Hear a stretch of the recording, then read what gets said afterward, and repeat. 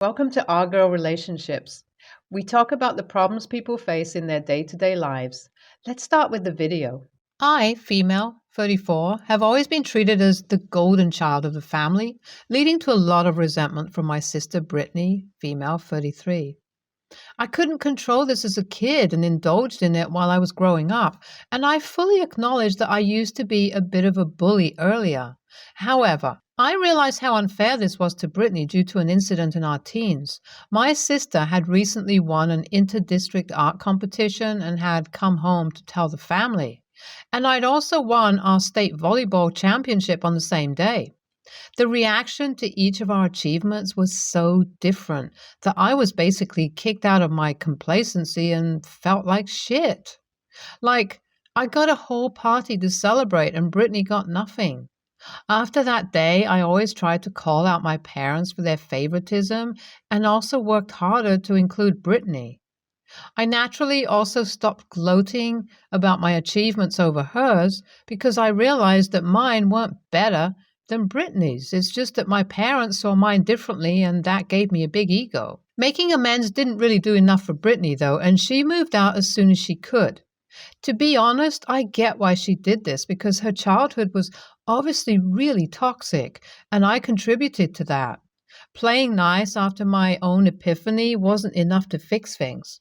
However, I made it very clear when she left I was aware of the hurt I had caused her, and whenever she felt ready, we could form a bond.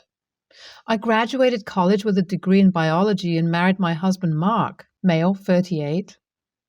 My parents had also taken this time to mature and realize how badly their favoritism had hurt Brittney and tried to make amends. She accepted their apologies and the family dynamic is better now except for one thing. My sis never hesitates to insult me or my parents for the mistakes of our past with pointed jibes. She found her own way as an independent digital artist and was making a lot more money than me when I started out. And she used to say things like, "I wonder if mom and dad celebrate your empty bank account more than mine now. Ha ha." Well, she'd always play it off as a joke. I was genuinely hurt by those comments. I didn't really say anything about it though, because some part of me felt like I deserved it. Mom and Dad also dealt with very similar behavior. Over the last 2 years or so, Brittney and I kind of had a role reversal in our fortunes, though. She went through a bout of anxiety and depression and ended up facing a huge creative block. Due to that, all of her contracts and projects ran dry, and she's basically jobless now. In fact, last year she moved back in with mom and dad to try and cut costs while trying to get her footing. I, on the other hand, switched from independent research to working as an environmental analyst in a big company, and my husband also got a few promotions in his field.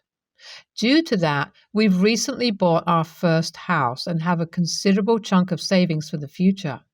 Brittney's situation is really tough, and the whole family is trying to help her through this. She accepted our help, but there was still a few problems yet to be ironed out. Mom and Dad also rant to me that my sister is a bit mean during conversation and often turns every conversation towards the way she was treated as a child.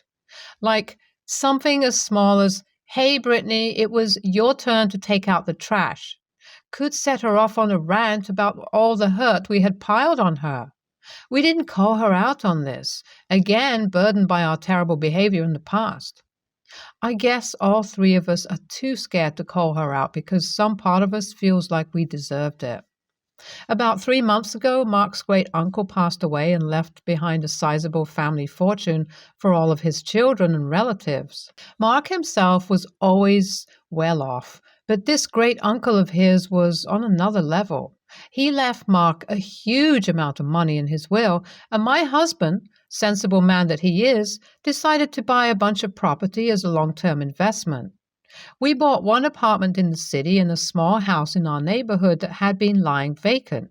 The rest of the money we put into a mutual fund that gave us safe and decent returns. The apartment got rented out really fast as it was in prime property, but I was a little puzzled as to why Mark bought the house. Sure, it was a good long-term investment, but right now, nobody would buy it. Instead of leaving it empty for a couple of years, I had an idea. Why not ask Brittney to move in? It would be a win-win, giving her her own space and also giving my parents some breathing room.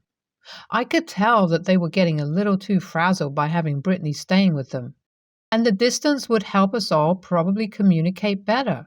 So I floated the idea to my parents and asked Mark about it too. Mom and Dad agreed enthusiastically, and Mark also felt like it wouldn't be a big problem for us to manage. Although he was a little hesitant about it, I vouched for Brittney and told him that she would maintain the property really well.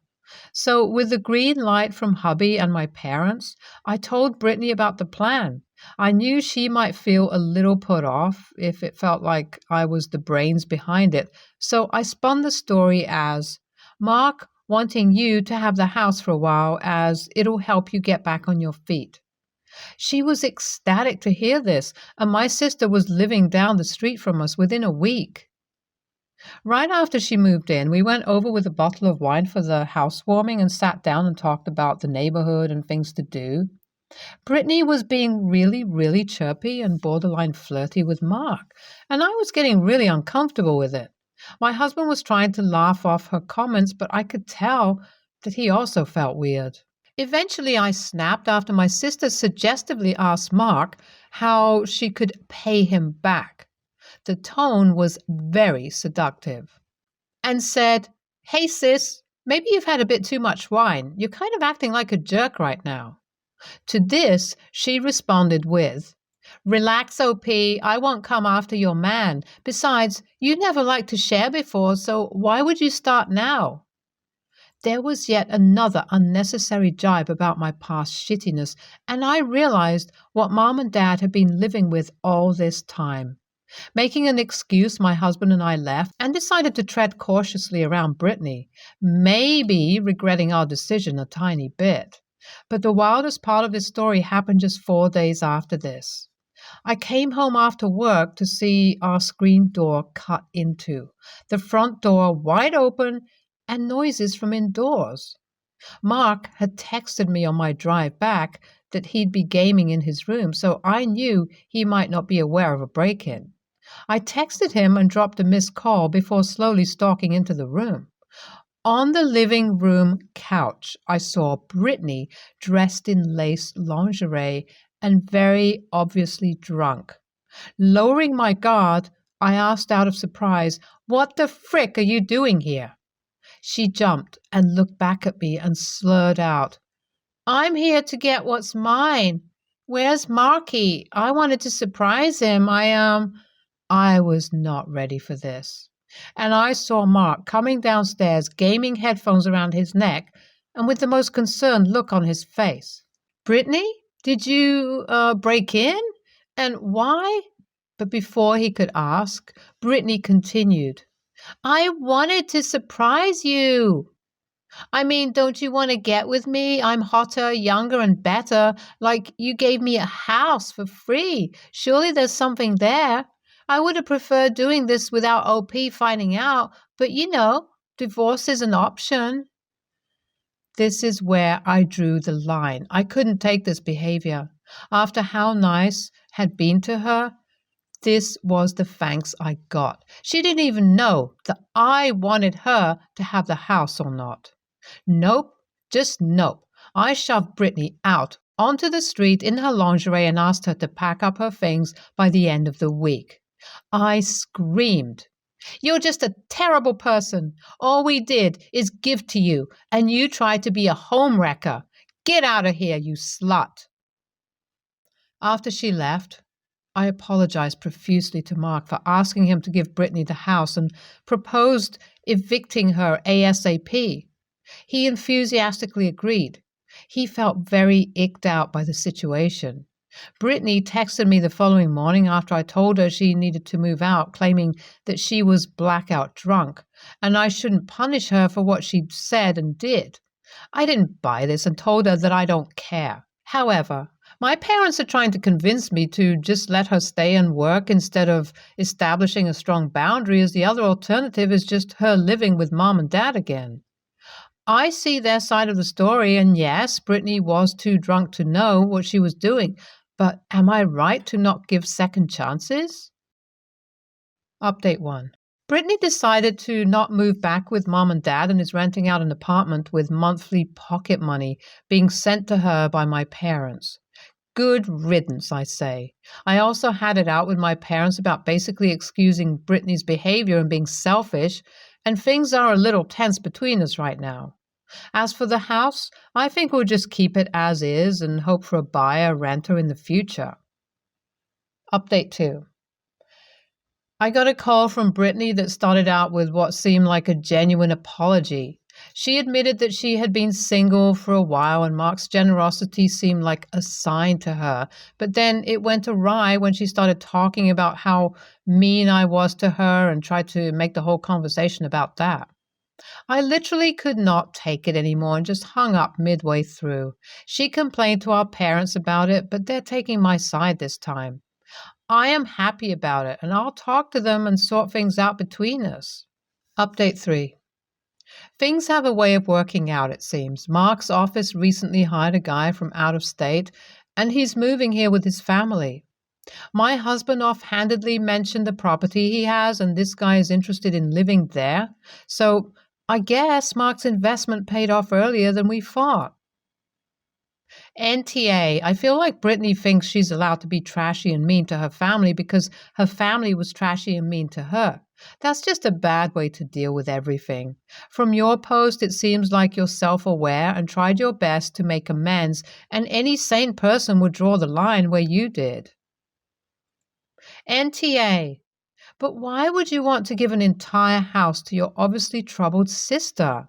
I'm astounded by the fact that she went so far as to seduce Mark and literally breaking in. That's actually a crime and I would have sued her ass. Next story. I, 33, female, have been with my husband Joe, 42, male, for 2 years. Married for 3 months. Joe has a daughter, Eve, with his ex, Kim. I didn't fully move in until a few weeks before we married, so Kim left me alone, but now I'm getting an increasing number of calls about Eve. Kim is difficult. She is weirdly controlling, demanding, and overbearing, and seems to feel she has authority over me. She is the primary parent because her location is way more convenient for Eve, but Eve is choosing to spend more and more time at her father's. Kim will call to tell me she should be having spinach in her eggs in the morning, or that I need to enforce her bedtime or not let her bike the half-mile to the store or whatever. Eve is 17. She's incredibly academically successful, an avid performer, a shelter volunteer, and a dedicated dog owner. She's maintained the same close friend group since first grade. She's had a boyfriend since she was 15, and their relationship is adorable. She wakes up and exercises every day on her own. I mean, all this to say that she doesn't need me breathing down her neck. Eve blows me away with how responsible and awesome she is. Don't misunderstand, I have a great relationship with her, but I'm not going to step into this girl's life at this age and try to parent her, especially not in the way her mom wants. I'm not saying I would or do let her do anything she wants, but I'm not about to tell her what to eat or when to go to bed. That's between her and her dad. And Joe doesn't think it's necessary either. But his and Eve's approach to dealing with Kim's demands is simply to agree to her face and then disregard and do as they wish. I realize that it's easier, but I'm not going to play these games. So when Kim called me yet again to tell me that she didn't want Eve to go to her friend's party today because it might be dangerous, a pool party in her friend's backyard, and I wasn't allowed to drive her there, I told her that she was delusional. Eve was going. She's not a baby, and there was nothing dangerous about it. She started yelling about how I am a stepmom now, not a friend, and I needed to start acting like it. I told her that I was never going to be a stepmom. I'm just her dad's wife, and that's the relationship that's working for all of us. I told her to stop freaking calling me and to see a therapist. I stopped short of telling her that she's trashing her relationship with Eve by being so overbearing because it wasn't my place. But a part of me still thinks I should have said it because she needs to hear it. Kim showed up to yell at all of us in person, and now Joe is super annoyed with me. He says he knows it's not ideal, but their system of just keeping Kim out of the loop has worked for them, and it wasn't cool for me to take it upon myself to shake everything up. Eve agrees with her dad, and I feel bad that they're both upset with me. I understand this has been a dynamic that worked for them for a long time, but at the same time, it feels like an unhealthy way to handle this, and I don't want to play along. NTA. You needed to put your foot down with Kim, who was just looking to control the new person. Your husband just kind of left you hanging, honestly. So you did what you had to do. Now block Kim's number. If she wants to communicate, she can do it through her ex. You did well trying not to rock the boat, but sometimes the damn boat deserves it. Enjoy your new marriage bonus friendship with Eve. NTA, but you could have handled it better. I can understand that you were very frustrated by that point, though. Very simple response to her. You are not my spouse or my mother. I do not answer to you. Unless you are calling to tell me the house is literally on fire, don't call me. Call your ex. And then don't take her calls. And your husband needs to reiterate the same. Next story. My husband and I have been together for 5 years, married for 2, almost 3. We have a 2-year-old together. The ways the bills are split is I pay for mortgage, $750, trash, $20, water, $35, daycare, $460, and healthcare, $410. My husband picks up the rest. He picks up the rest because I make $1,100 a month. Healthcare gets deducted from payroll. And he makes double that as an engineer. I recently got approved for disability at $1,500 a month, and when I first got the letter, he told me he wasn't going to tell me how to spend my money. I told him I appreciated it, but was going to put some money towards the mortgage, about $200. Spend a couple of hundred on myself every month, and the rest go into savings, as I am finally now able to put together savings. Today, 2 months after that conversation, he came to me and told me he wanted to restructure the bill so that I would be paying more because he, for some reason, is going into the negative every month, so he wants to see about making it more even between us.